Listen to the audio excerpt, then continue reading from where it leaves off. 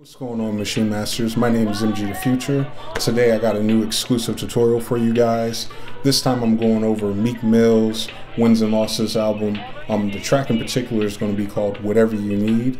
This track is produced by DJ Mustard. It features Chris Brown and Ty Dolla. And when I was listening to this track, I recognized the sample right away and seen that they interpolated it. So I'm going to go ahead and show you the keys and notes to that part. And also, I found it'd be a good opportunity to talk about arrangement and how to arrange pop or billboard songs, because they're much different than our normal format for hip hop or R&B. They're very concise and to the point. And I've been doing this for a while, so I'm starting to see a trend. So I want to let you in on that to kind of help you with your future productions. But first things first. This is the sample playing, the original. This is Toni. That guitar and that style of music, if you like it, check out Raphael Saadiq, because he's from that group.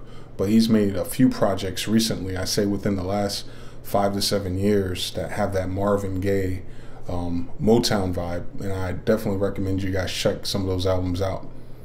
Here's the Meek Mill version. I'm going to play real quick from the hook into the verse. It's pitched up a little bit, so it's supposed to sound strange.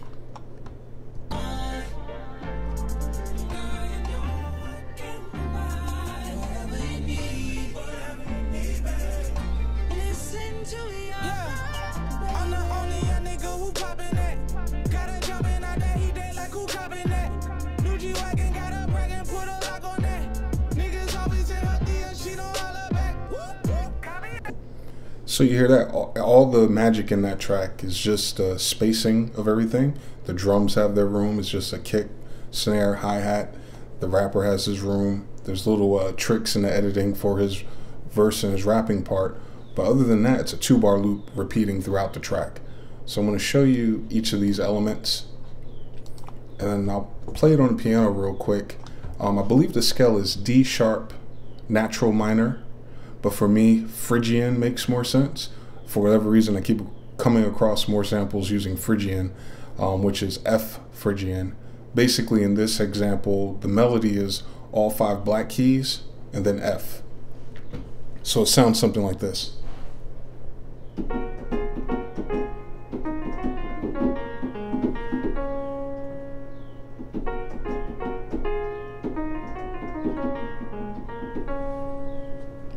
So let me show you all these elements.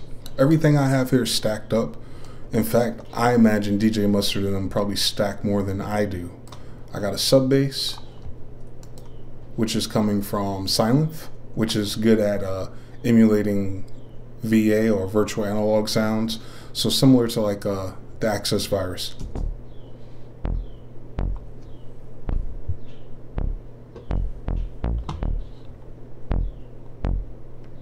This reminds me of the Rich Homie Quan and Young Thug track that DJ Mustard did. The next bass layer is going to be Serum, which is more like a house bass.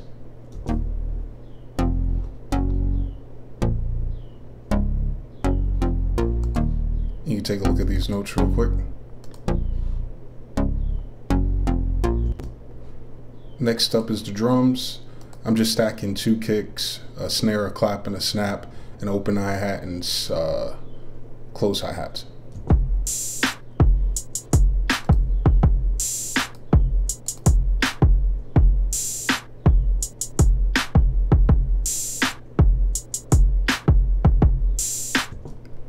Alright, piano and a guitar. I won't play each of these, just the first part, because it's just repeating. That's a regular acoustic piano. This is going to be a jazz guitar doing something similar.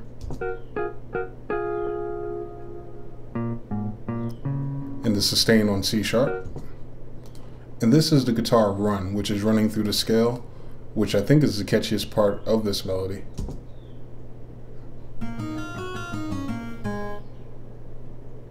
All right. And then he has a flute doing the same thing, a pan flute. If I'm not mistaken, it sounded like they're using one from Nexus, but I'm using Omnisphere.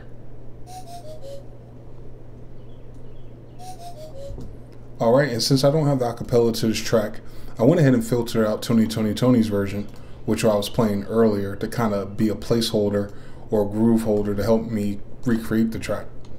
So I'm going to play that with it as well. I have a fade in on it. I'll let you hear that all together.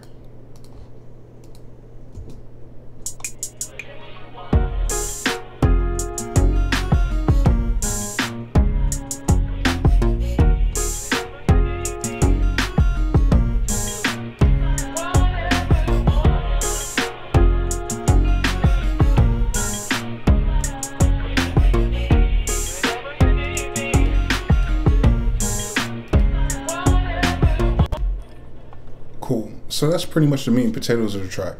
The rest of it's just arrangement. So normally when you play tracks like this, or you're learning how to arrange a certain way for a certain style of music, always use your warp markers. Basically, you just select any region in the timeline and right click and use add locator.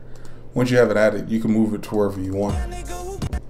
And they're cool for triggering, like if you're a DJ, it's cool for triggering different parts of a song as well. But as a producer, it's cool to have a visual cue to help you automate or arrange your track. So since this is the hook, I can go ahead and copy this. I'm gonna hold down the Alt key and drag. What's interesting about this song is that it's using 8-bar verses and then a 4-bar pre-hook and then a 4-bar hook. And that changes in the second verse because they squeezed in 8 bars for Ty Dolla. Also, when they did that, they ended up giving Meek Mill's 4 more bars to rap on, which has like this picked up hi-hat pattern. So he's doing 4 of how we heard it the first and third verse, and then he has 4 more with new hi-hats, and then Ty Dolla gets 8. Basically, it gets crazy. So they did that probably on the fly, but I'm going to show you just a tight arrangement that you can copy and paste 3 times, and if it comes to get a record or make those adjustments, you can. So first things first, the track start, there's no voice in the beginning, so we can copy almost everything. We could take out the drums. I'm going to take out the flute run as well. So this is where your voice tag will go, where your riser might go, or your chimes.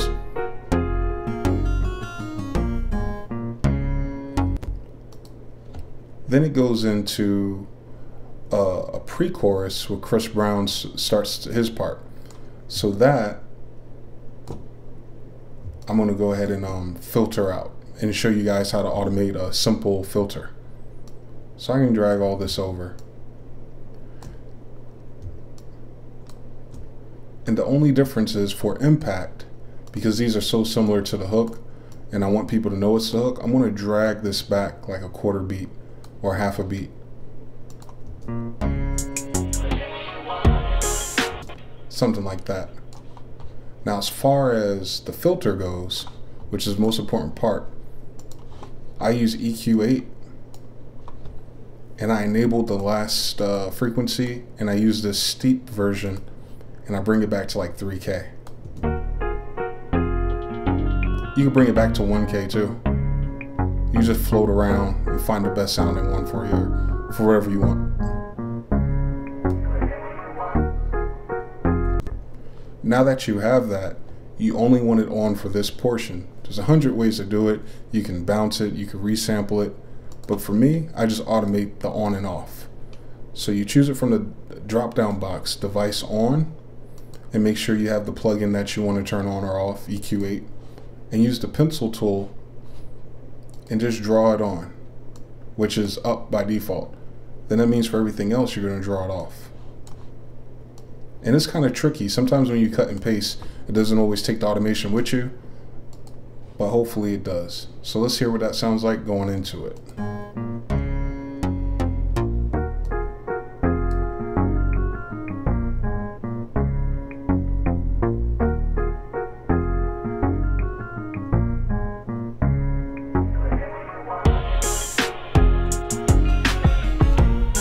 Cool, so it opens up pretty cool. If you want to take it a step further, or you want more control, you can automate the frequency instead and the resonance, and it gives it a more lively effect. It's more common with people who produce EDM to do it that way. So since I like this, I'm going to reuse it for the hook and pre-chorus later on in the song. My automation didn't fly with me, So I just gotta make sure I turn that back on.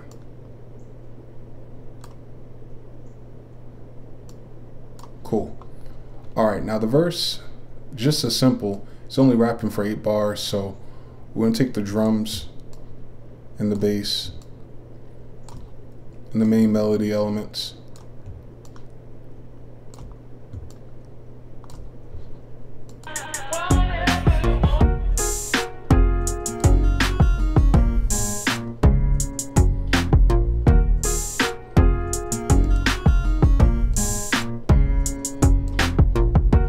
And the only thing I might want to do different here, in the second verse of the DJ Mustard track, they have this extra part with hi-hats.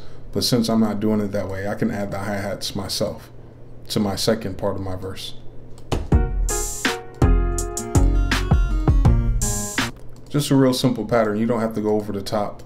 Quarter notes and eighth notes will work. Just so that it sounds different, and so that the rapper knows they can increase their intensity as well. It just moves the track along.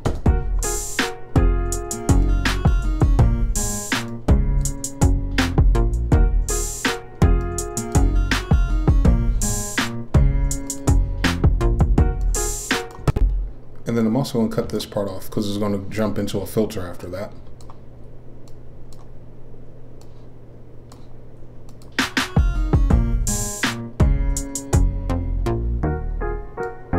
And you can also use your risers and drops and impact sounds and chimes and all that too for that transition to be audio cue to the listener.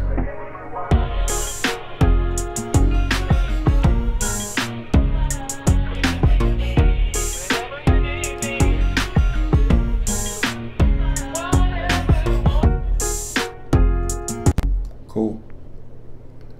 Now we have all this highlighted. Let's see if that automation comes as well. It does. So if you highlight it all the way down, it'll take the automation with it. One more time. So it'll be a 3-verse track. And at the end of the song, we'll go ahead and make it the hook twice at the end.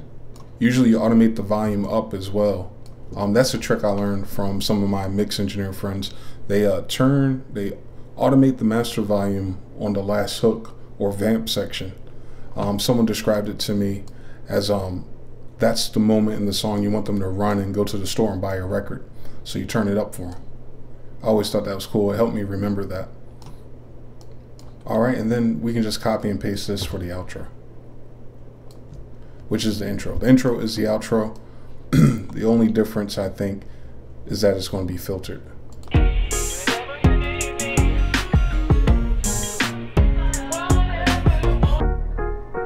And then the fade out.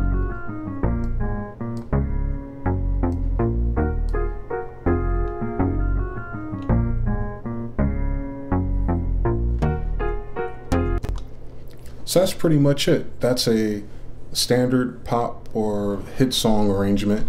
It usually runs between 2 minutes and 30 seconds and 3 minutes, depending on the tempo. You have an 8-bar hook, which is usually a pre-chorus and a hook, or pre-chorus and a bridge, whatever your terminology or lexicon is. Then it's 4 bars of 4-bar loops for drums, 2-bar loops for melody.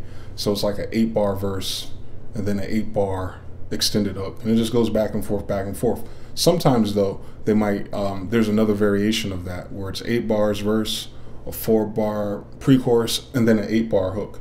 So it's 8-4-8 instead of our standard 16-8, 16-8. The only difference is it's missing 4 bars. But listen to it, set up your own locator tracks, and analyze some of your favorite songs, especially the ones that make it to Billboard, if that's the kind of thing you're into. I know EDM has a similar flow as well. But if you have any other questions or you want me to clarify or go over anything, again, let me know in the comment section below. I appreciate you guys tuning in. If you can, like the video, subscribe if you're not a subscriber, share it on social media. That kind of stuff always helps. You can reach us on social media. I'm at MGTheFuture. Be sure to also follow at Maschine Masters. That should be at the bottom of the video. And just appreciate you guys tuning in. You've been watching Maschine Masters. Until next time.